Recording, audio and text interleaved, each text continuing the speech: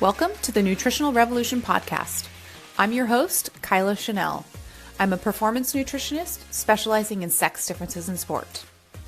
I work with athletes from all over the world through my online private practice and sports nutrition programs. We here at Nutritional Revolution are here to cut through the BS promoted in the media and give you the science, literally straight from the research articles, as well as share client success stories and experiences around nutrition and racing. Please keep in mind, this podcast is created strictly for educational purposes only and should never be used as a replacement for medical diagnosis and treatment. If you like what you hear today, we would love for you to subscribe and share.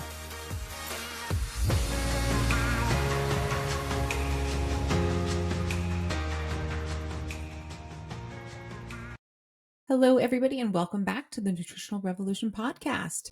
Today, we have for you guys Brenton Jones. He's a former professional cyclist with a passion for helping others discover the joy, freedom, and strength that comes from time spent on two wheels. His career started across multiple track, road, and mountain bike, but progressed further on the mountain bike, representing Australia in the 2009 World Junior MTB Championships and competing overseas in a number of World Cup events the same year. He has a number of UCI victories and podium places and raced as a pro and road cyclist in Europe, across Asia, and the UK. He won an Australian Crit National Champ in 2019 and another 4 podium finishes in the event over his career. He also was able to line up at the start of the Paris-Roubaix in 2018 and 2019. Brenton now works for Oz Cycling as the Development Academy Manager, where he aims to strengthen the pathway for emerging talents on both the road and track, and helps to facilitate the Oz Cycling Development Academy programs around the country. Each year, Brenton leads and mentors a U17 Australian Development Academy team who travels to New Zealand to compete, learn, and develop. It's a great way for Brenton to pass on his advice and help. Before working in the Development Academy space at Oz Cycling, Brenton helped to design and create the Oz Bike program. Oz Cycling's Learn to Ride program, which helps to teach children 5 to 12 years old how to ride a bike safely. So important.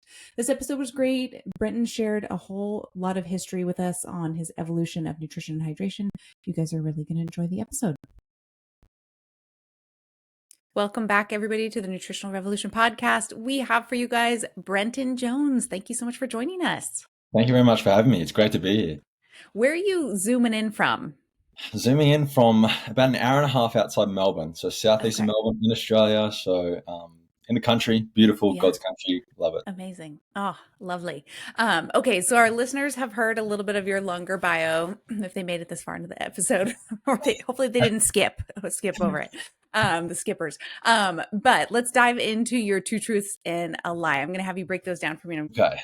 No particular order, but I like Vegemite. If you don't know what that is, it's the Australian bread. Mm-hmm. I've been concussed 5 times, and I'm born on the 12th of the 12th at 12 minutes past 12. Oh, interesting. So if you are, then you made the newspaper for sure. Well, yeah, you have to work out what's a lie and what's a truth, I guess. I don't think I can Google that one. I couldn't get a Google any of these. So these are all pretty darn good. Shoot, I hope you haven't been concussed 5 times. I kind of hope that's the lie. Maybe it's like 1 time. Maybe. Yeah, this is good. These are good ones. I'm going to go with the concussed thing just because I hope you have not been concussed for your brain's sake 5 times as the lie. And then we're going to wait to find out the answer at the end of the episode. And if you, in fact, have been, I want to hear all the stories about it if you were 5 times. Okay, well, take us back a little bit, Brenton, and share with us what got you into cycling, and then obviously all the different types of cycling. It sounds like you've ridden every type of bike that exists, or raced every type of bike sport. So share with us kind of what got you excited about that, and take us through that journey.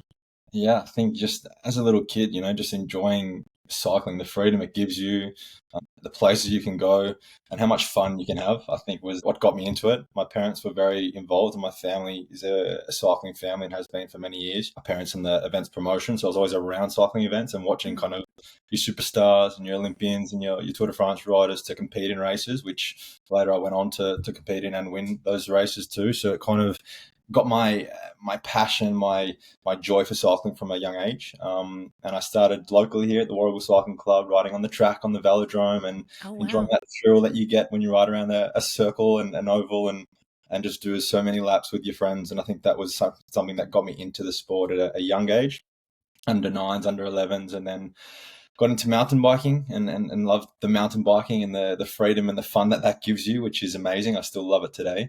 Mm-hmm. Um, and just being in nature and being in the bush, and Australia here, we have some fantastic mountain bike trails. And I think that's just so much fun to go riding. I remember every weekend just going out with my dad and my brother, and we go and explore a new track or a new bunch of trails, and it was so much fun. So as a younger rider, it was really nice to try a lot of the disciplines in cycling, and that's I guess helped me with my coaching these days in terms of having that knowledge from all those different disciplines. But as a younger rider, yeah, transitioned from mountain biking into road and did a lot of road cycling. Found out I was a pretty good sprinter, and then I guess the rest is history in terms of being a pro and riding for many different teams across Europe and Asia, and having some amazing experiences along the way.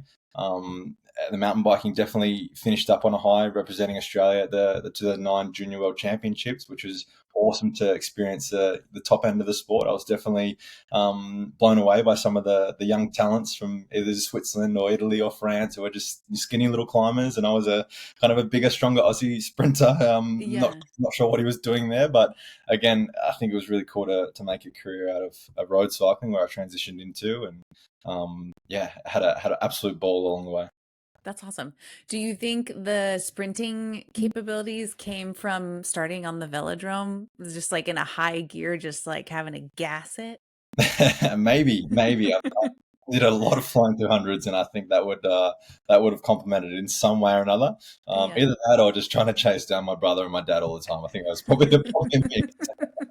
That'll do it. Yeah, the competition keeping up.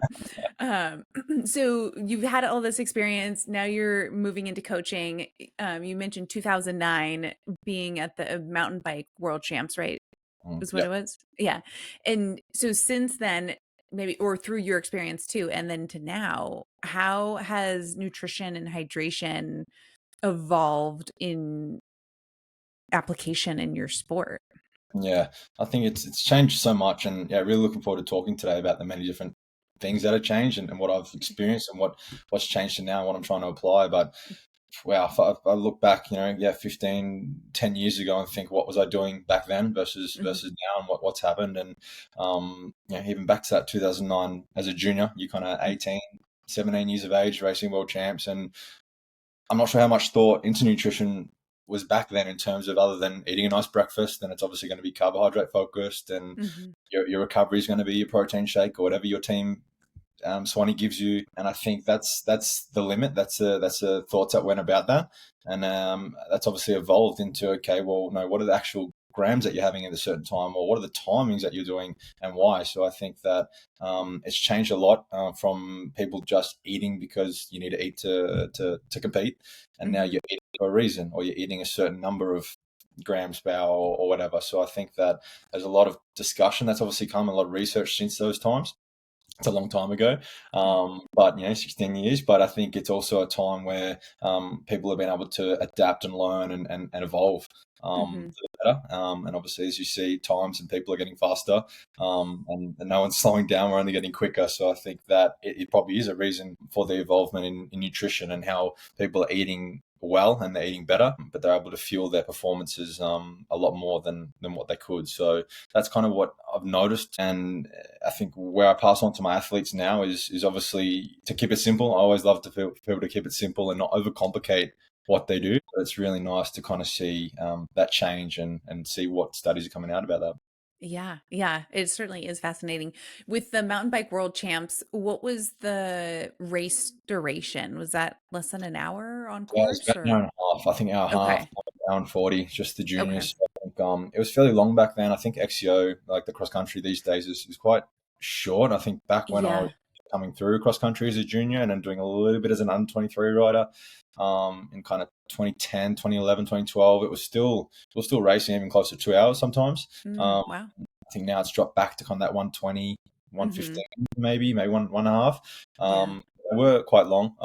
And I think your nutrition around that, obviously you have your laps, so you have your feed bottle and things like that. And normally for Mhm. me, it was a 500 ml bottle and then a gel on the bottle each lap. So you Mm. take the gel and you have your nutrition. That was it. I think people these days, and if I was looking back, thinking what I could do differently, it would probably be to have kind of, your gel and your bottle each lap through the feed zone, and you have that, and then 10 minutes onto the course, because it might be a 20-minute lap, you have another gel. Whereas for me, Mm. I think only every lap you're having one gel, whereas now I Mm. think riders would have two gels per lap, or Wow. even more in their bottle, with Yeah. all your carb mixes and things like that, and which wasn't back then. They didn't really have too much of that.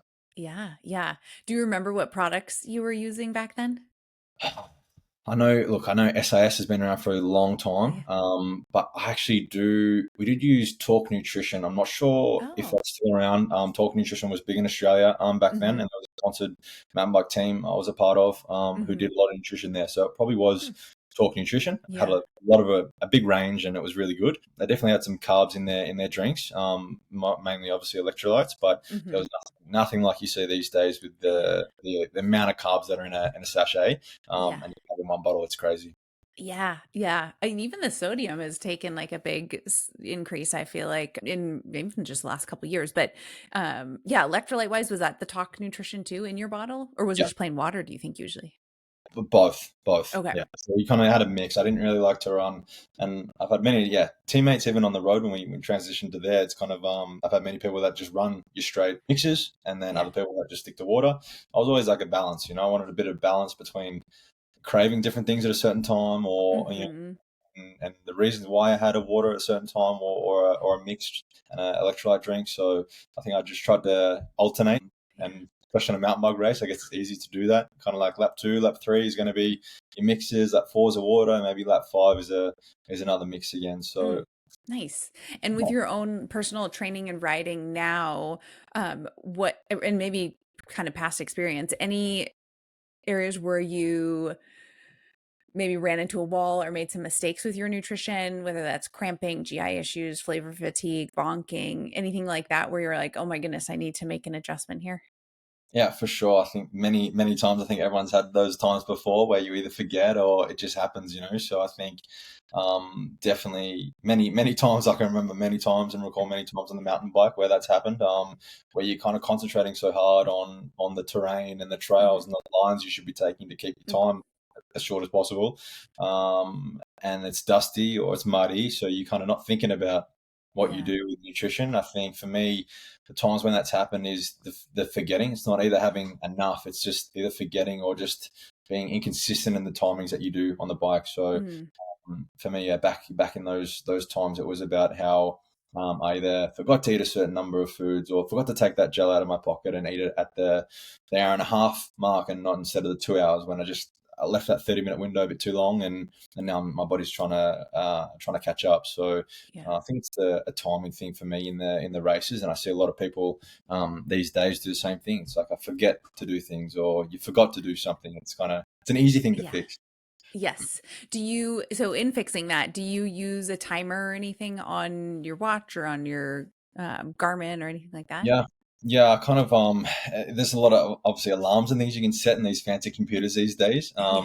I've never done that. It's more, and this may be my mistake. It was just looking down at the time and the hours that I had. Obviously on the road you're racing for longer hours. Mountain bike's quite short, but on the road it was looking down if I had a 3 or 4 hour or 5 hour race. Kind of every 30 minutes would be my gel or intake of something like that. Hmm. Every hour would be a more substantial carbohydrate source, whether it be a rice cake or Mm. a sandwich of some sort, or something else that had been made by the team. Hmm. I think that was kind of my window where that was when and why I was eating, was just on the half hour. Yeah. Um, you can obviously change that, and a lot of people probably doing every 20 minutes these days. I think even in mountain bikes, going back, like I said before, it was actually a gel every Hmm. 20 minutes, which was the lap. So yeah, it was a bit more intense, whereas the road a bit longer. You don't really Yeah. maybe need as that much fuel. So I think timing is something I encourage athletes, especially if they're young and they're learning. Maybe it would be good to set a little alarm. Mm. But for my athletes, it's more just about, okay, how much food have you got and what have you got? And then when are you going to eat that during your race? So have a bit of a plan about how you, like when you're going to eat that banana, when you're going to eat that gel, when you're going to have the second gel, and work out what they're planning and why. I think that's great. Do you, with that, well, let's talk about the athletes you coach. What types of sports are these athletes competing in? Yeah, just all cycling. So either road cycling, track cycling, a couple of mountain bikers. I've just got a small group of athletes. Like I said, I do a lot of work for cycling as well in their development academy program, which is really cool. So it's a national program where I guess I oversee and look after a lot of academies around the states and territories around Australia for young kind of 14, 15, 16-year-olds and their respective coaches in their states. So although I don't coach them privately, I've got like a small group of private athletes. I still have a degree of not control, but some mentoring that goes on to all those athletes too. So I think for me, it's a lot of guidance and mentoring for those athletes in their nutrition. Again, they're all road, mountain bike, track kind of athletes. And did you say they're 17 is the age, under The 17? oldest would be no, the oldest would be 16 turning 17, Gotcha. and the youngest would be 13 turning 14. But they're all around that 14 to 16 year age bracket. Okay. Wow. Yeah. And do you see, or I should say, what do you think is the most common nutrition mistake you see that age group make? Maybe going to the supermarket and buying with their eyes and not their head, and just look at that thing that looks really good or that Yeah. food that they want to share with their friends, and then just the forgetting thing, like just the actual Yeah. timing of certain things, or forgetting to eat a certain type of food at a certain time, I think is just the easy mistake, which, going back when I was that age, for sure, like I was probably doing the same thing, but I think trying to know what you did and then try and help these riders do something that's maybe a little bit better is probably what I want to try and do. So for me, it's the choosing foods in the supermarket. You look in their eyes and looking at the sweets and the sugars that they might be taking, which might not be ideal at the time. Yeah. That to kind of a breakfast thing before a race where you ask them, how did you go? How did you feel? I didn't feel good. Didn't have enough energy. Didn't eat enough for breakfast. And so, well, why didn't you eat enough for breakfast? So simple things like that. Yeah. Yeah. That's great. Talking about breakfast, what was your typical pre-race breakfast? I think probably 90% of my career, I probably had a nice bowl of porridge with yogurt Okay. and just strawberries and blueberries and probably some chia seeds or pumpkin seeds or something like that as well. Yeah. That was a staple, a really big staple. I always loved that. And it for sure evolved over the years, but that was definitely a favorite for me. On a rest day, it would probably be maybe something like a nice treat of a kind of sourdough bread and scrambled eggs and avocado, maybe one or two slices of bacon. If it was we're coming after a big weekend or had a big session the next day, I would have something like that. Yeah. On a normal training day where it was a lot of riding, a lot of training, it would definitely be a porridge and a nice healthy bowl like that. Nice. How Yeah. much time were you giving yourself to digest that before you would start a race typically? A race again, like close to 3 hours, but sometimes 2.5, 3 hours. Yeah. On a Yeah. training day, anywhere from 1 hour to 10 minutes before a local bunch ride. Yeah. It's Yeah. not ideal, but that's kind of I just sometimes woke up, set the alarm quite late, enjoyed my sleep, and then woke up to a smaller bowl of porridge, and then 10 minutes later you kind of racing your mates. But yeah, Yeah. Oh, it's a form of gut training. You can do that. Just large meal right before you get out there. sure, sure. What are you seeing your like what do we call it? Like the students you're coaching, what are you seeing them do for breakfast? Bit of everything. Again, bit of everything. I think Yeah. I'm seeing a lot of cereals and mueslis, Hmm. toasts. People like different things. I've seen some athletes, not personal ones I coach, but I've seen other people in different camps and things I've helped facilitate where Hmm. they'll see toast. They might have like 6 slices of toast with different spreads and banana, and there'll be no kind of. And obviously that's pretty light, a light carbohydrate Hmm. option. Probably not my most favorite or best option to go for, but it's something that obviously is filling for them and does the job. But I think a bit of a mix of that. Some people like eggs as well. But I see a lot of cereals, which I think could definitely be supplemented with some of those more nutritious carbohydrates and kind of rolled oats and things like that. Yeah. cereals, depending on what it is, might have a bit too much sugar and a few other ingredients we don't like. So I feel that, kids at this age, and riders at that particular age, I do a lot of work in. I think they're still trying to find out maybe what they really like. They're still maturing. They're obviously not, at that age where you can be a bit more independent. So I think that there's still a lot of people trialing different things or eating certain things for different reasons. And that's good. I think it's good to try those things, but it's also maybe nice to try and have some guidance on what they should be doing at a certain time. Yeah, yeah, yeah. The picky eaters is hard. It's hard when you're trying to fuel them. I Sure. have some adults that are. I mean, some of my adult clients are more picky than some kids. It's really surprising. Um, I love it. but I love it. yeah. So with the fueling itself, what is your go-to that you utilize as a fuel or electrolyte during your training now that you do? Yeah, so I probably don't use as much anymore. I guess I don't really train the hours I used to. I don't Yeah. need to train the hours I used to compete anymore. It's a fun race every now and then, and I've now got two young kids, and family life is taking over a lot of my riding and recreational and that racing time, which is always good to do. Yeah. I love to do that. But for me, kind of my go-to now is again just basic SAS electrolyte powder. I'm not really doing any of your carbohydrate. I can't remember what it's called now. That SAS carb sachet that they use now, but it's got about Mm-hmm. 90 carbs in it. I have used that for a couple of competitions, maybe a year Mm-hmm. or two ago, in some longer gravel races, and that was really, really good. Yeah. I can kind of take in a lot through that liquid rather than eating the whole time, especially Mm-hmm. if it takes a lot of energy to do that. So if I had a long race or a long ride coming up, I probably would go to those sachets if you're 90 grams in a bottle, where you can consume that amount of carbohydrates through a liquid Yeah. source, and then top it up with all your whole foods or gels and things like that. So still love water though. Like I've always been. I think I said it before as well. I still love throughout my whole career. I still love to have your water and just keep hydrated with water. Mhm. Um, Yeah. it's a mix, not one or the other. It's definitely a mix. Yeah. Yeah, I do see a lot of athletes where they'll have that issue, right? When certainly in long endurance events where there's this like thought going on in their brain when they're thinking about how to prepare their bottles is like, well, do I do my mix and dilute so it's like more dilute but throughout all the bottles, or do I have a more concentrated and then just a plain water? And it seems like the plain water thing is really clutch because just be able to rinse your mouth every once in a while, people really, it seems like that helps kind of like delay a little bit of the flavor fatigue, I think, or when the bottles get all hot and warm and stuff out there. For sure. I think like sometimes I'm sure a lot of people have done this before. You forget it's a hot day, hot race. You kind of go to squirt on your face, and then it's all just Oh all no. you get all the electric on your face. So I think that sometimes well for that water element, again, depending if it's hot, especially if it's hot, you kind Yeah. of can have that bit of a refreshment when you need it. But also, yeah, the Mhm. water is obviously a lot more easier to digest. It's still a liquid, but it's easier to digest and easier to Yeah. take in when you're kind of still working so hard and you're trying to gasp that air and breathe in everything Mhm. you can to get the job done and put the power down. So I think that having that mix of something that's a bit less complex and a bit less challenging to consume is something nice. So yeah, highly Yeah. recommend that to have that water and supplement that during your race for sure. Yeah.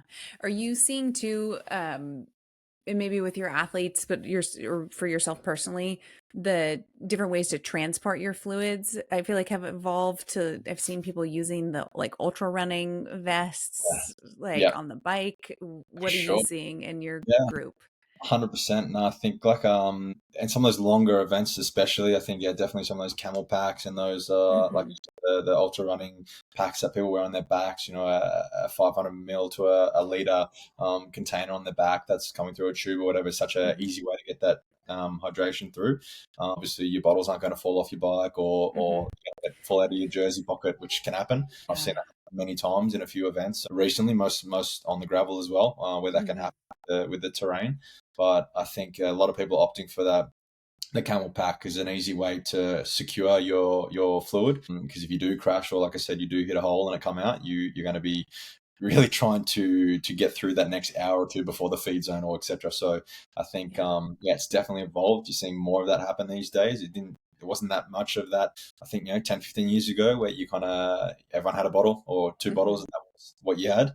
I think now, people opting for that hydration strategy where you have more fluid on you, able to go longer, I think is what's changed. And I think it's good. Like, I think I'm definitely for that. I think it's good to have that amount of fluid and fuel on your back to make sure you've got that there as 100%. You're not going to miss that feed zone. You're not going to go and catch that bottle and miss it and then lose 30 seconds by trying to get it again. So I think that you're seeing probably, especially on the gravel, but on some of these longer races, people are opting out of that kind of feed zone option, and they're taking a lot of stuff on them themselves, self-sufficient. So I think it's a good thing to experience. But everyone's different, I guess. You got to do what you like. Yes, test and trial it out before race day, ideally. Were there any ever, you mentioned sandwiches, but are there any other kind of real or more real-ish foods that you ever utilize in training or racing? Like you said, apart from your different spreads on sandwiches, bananas are a quality food that I did have a lot of, especially when the pace is in a race, in a large race, in a pro race is not on, and you can have that banana in time to open it and eat it.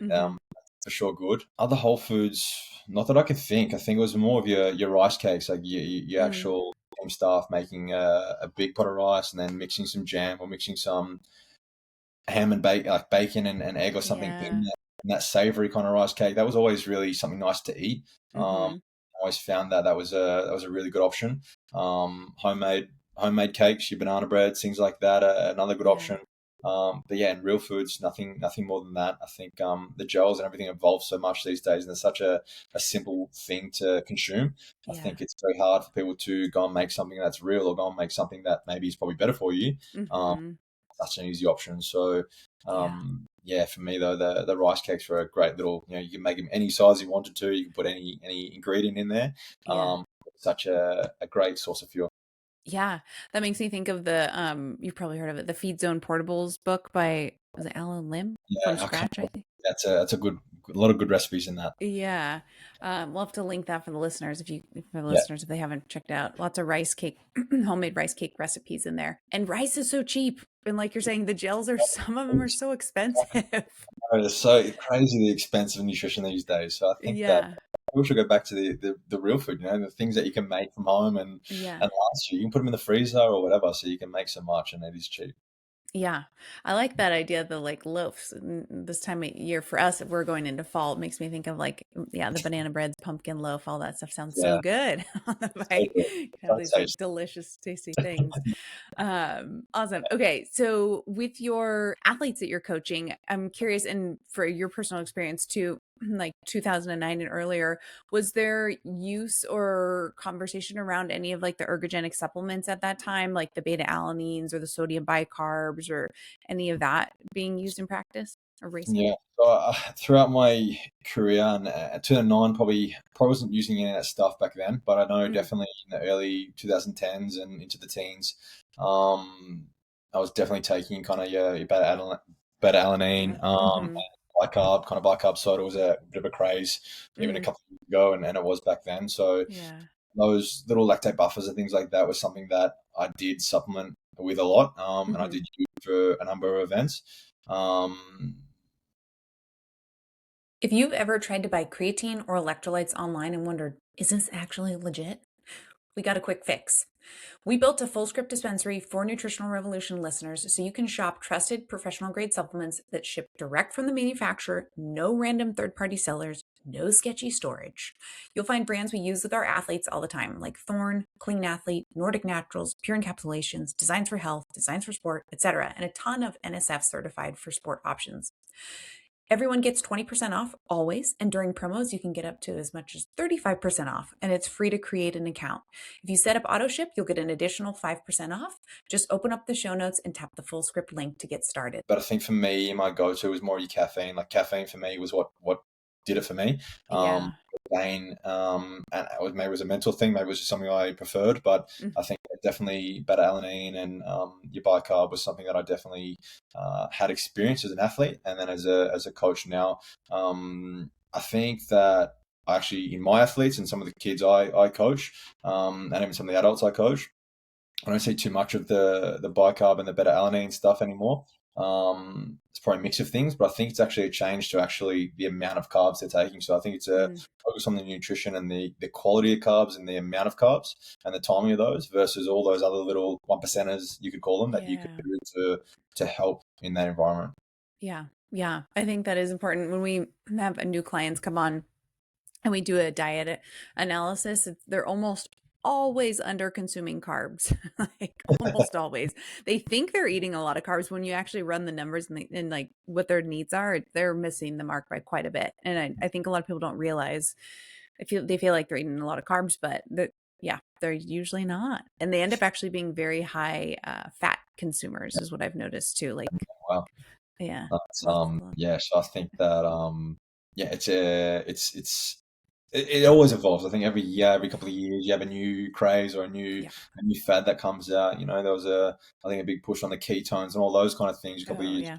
I haven't heard too much of the ketones lately, so I think that everything's in cycles, and whatever the latest craze is, people will jump on it. But I think that there's benefits to everything. It's just what works for you, and what you like, and what you're exposed to. So I think it's probably good to try those new things in an off season or sometime that's not going to affect your racing or your major competition. But I think it's hard as well, and I'm sure you'd see a lot of it. Just the variety of people that you work with, that everyone's different. We're not all the same, so there'll be certain things that work for someone that doesn't for another. So probably okay to copy and eat the same as what your mate is eating, but is that right for you? So exactly. Yeah. Yeah. Everybody's so individual, their gut and how their gut's trained and their preferences and how much glycogen they can store and how they utilize it. All of that is so individual. Okay. So with your experience with the sprint type stuff versus the mountain bike racing, did you change nutrition for those types of things? Maybe. I think that it's still relatively stayed the same. I think there wasn't a massive change in what I did.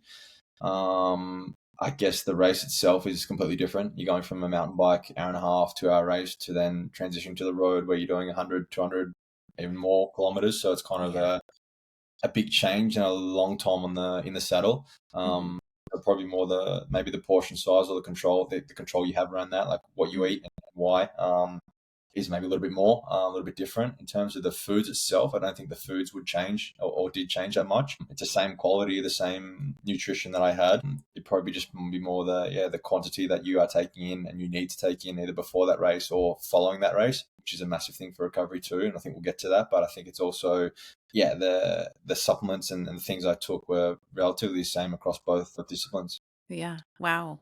So, okay, well, let's jump to recovery then. So how did you recover after these, maybe if it was different between the different types of events or if it was the same, how did you support that recovery nutritionally, or were there any other like modalities that you utilized? I don't know if they had them in 2009, but like, I feel like maybe they're around the massage guns, the Normatec boots. Like, was that a thing where you utilized? They were definitely probably coming in back then, those days. I think I've seen a great transformation recovery from that time to now.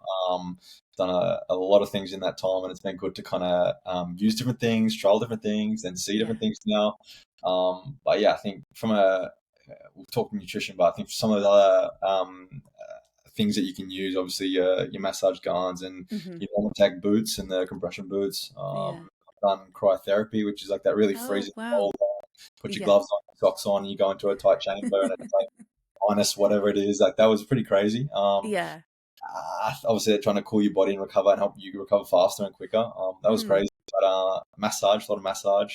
All simple recovery things. But again, nutrition. I think you can't go past making sure you are fueled and you are replacing all of the things you just utilize and let your body burn. So both from a fuel source and a hydration point of view, I think that's crucial. And the difference between the two in the mountain bike versus the road, I think is, ever in your gravel, it's about the quantity. So how much are you taking to replace what you used in an hour and a half versus how much do you need to replace what you used in 4, 5, 6 hours. So I think it's understanding, again, what you are requiring, what you're needing, the quality of those foods. So for me, I kind of utilize just your general banana or a very easy to digest carbohydrate straight after the race, and probably supplemented that with a protein shake or something that was a sponsor at the time of the team. Or obviously I've used different products over the time. There's no real control on what you have and when. Some people get control, which is awesome, but if you don't have control and you're changing sponsors every year, or it's hard. So you're kind of using what you've got access to. Right. But those recovery shakes and protein shakes are something I always used to have after a race. I think it's a very easy way to get in the nutrition that you need. Bit of protein, bit of carbs, everything else that's involved in those drinks. And even they've evolved a lot these days. So the things you can get these days is different to 10 years ago. Totally. But I think in that 15-minute window, and everyone probably talks about that 15-minute window, that's kind of when when I used to take in those simple carbs and have the really quick fix of the hydration and get on top of it early. Nice. And then within that next hour, maybe hour and a half, if it was a road stage and we were going on a bus to transfer to the hotel or something like that, you have the pre-prepared meal, whether it be a wrap or a sandwich full of good things, or whether it be a small container of rice and that's filled with tuna or chicken or something else, and peas and other carrots and things like that. So there's it kind of depended on what the team had access to or what you have access to. And I think that really is something for a lot of athletes and people who do a lot of traveling or compete in different locations. You always don't have access to the things that you normally have or you like. So I think that being able to digest and try different things and be prepared to have different things, and assure that that's the right thing for you in that recovery is, I think, crucial. But for me, it was kind of a mix of having those quick things in the 15 minutes after or 20 minutes after, and then focusing on that next meal. What's that next meal going to be, and how am I going to get that in? That's great. Did you, because the stuff the next meal that sounds like it's coming short, like not too late after you finish the race, has a lot of whole real foods in it.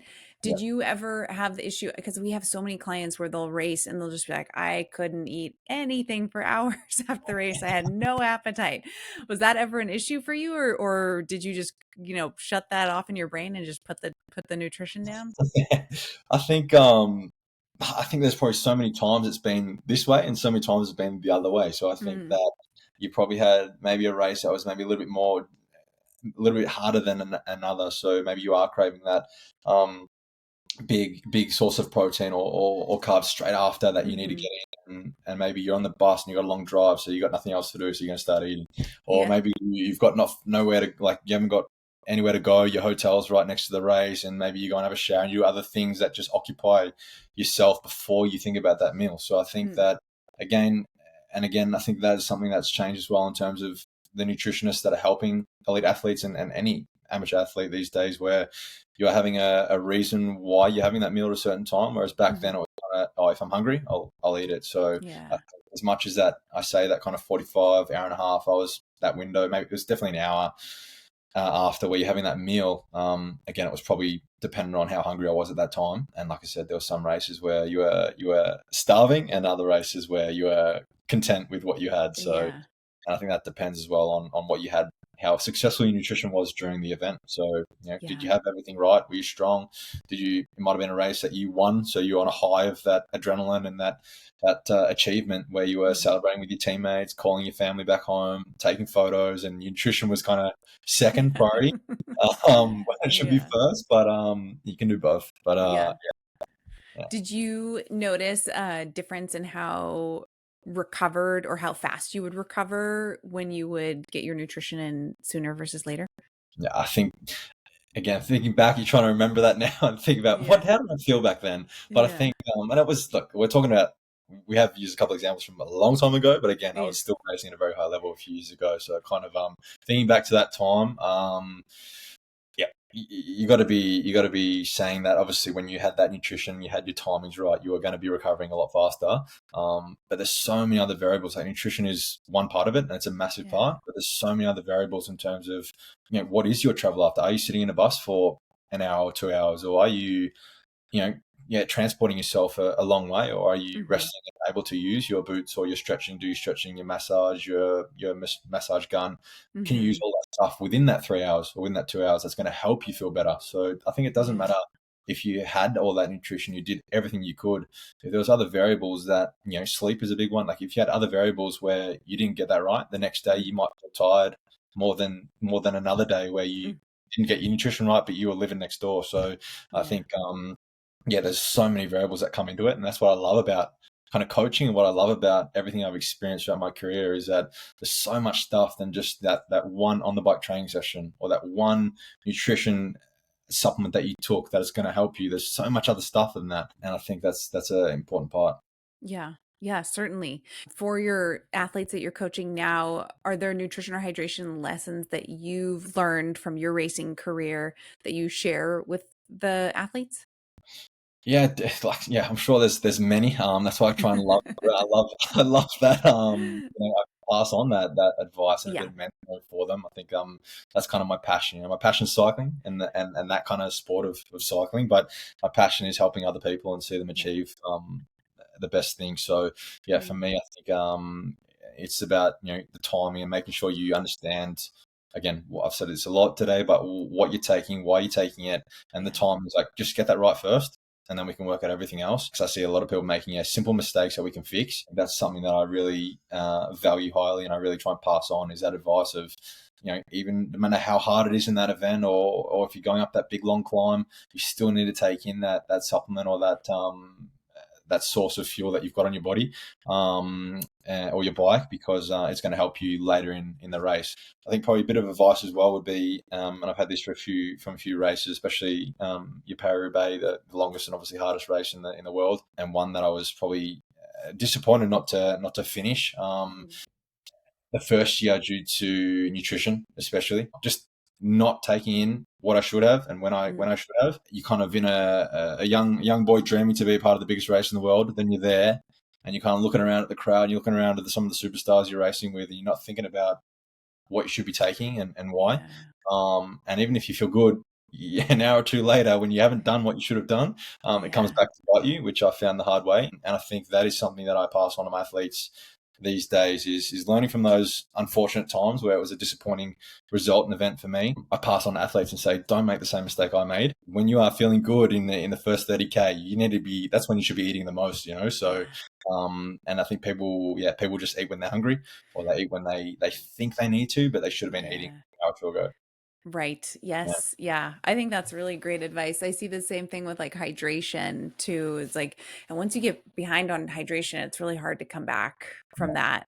So staying on top of that, I think that's really a really smart one. That kind of translates into this next question I had for you. And so maybe tell me if we were repeating it. But so I had for our listeners, for amateur cyclists who are listening that want to perform better on longer rides or races, are there 2 to 3 practical fueling or hydration habits from your career that you think that they should start applying today?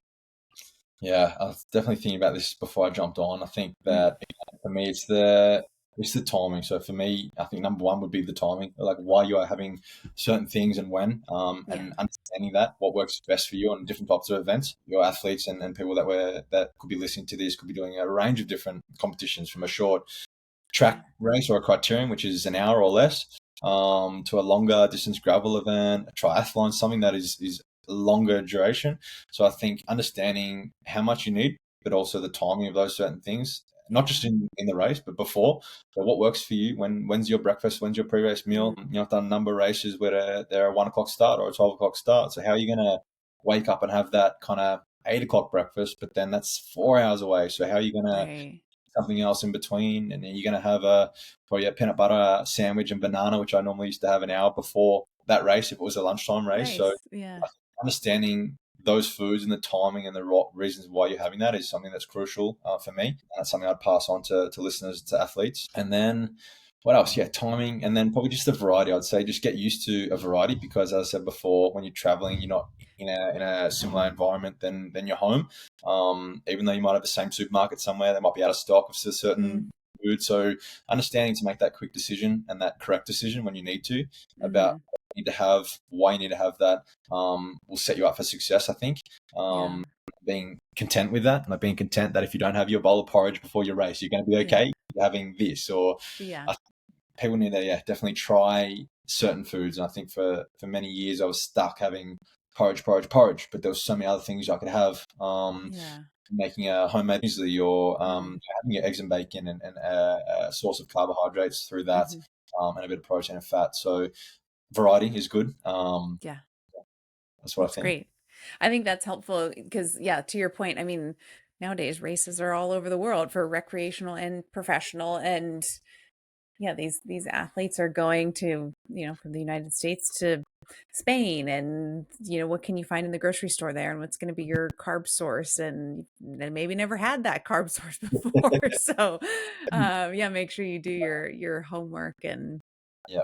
test some stuff out. I think it's like your utensils as well, So you're gonna be, Yeah. are you gonna stay in a hotel with a microwave and that's it, or you're gonna have an Airbnb which has got a massive kitchen and you can have everything. So I think like Yeah. understand what you can cook from different utensils is probably a massive thing as well. And I'm sure people are all over it, but it is a simple thing which pre-race you don't want to be thinking about if you've never done it before. So Right. yeah.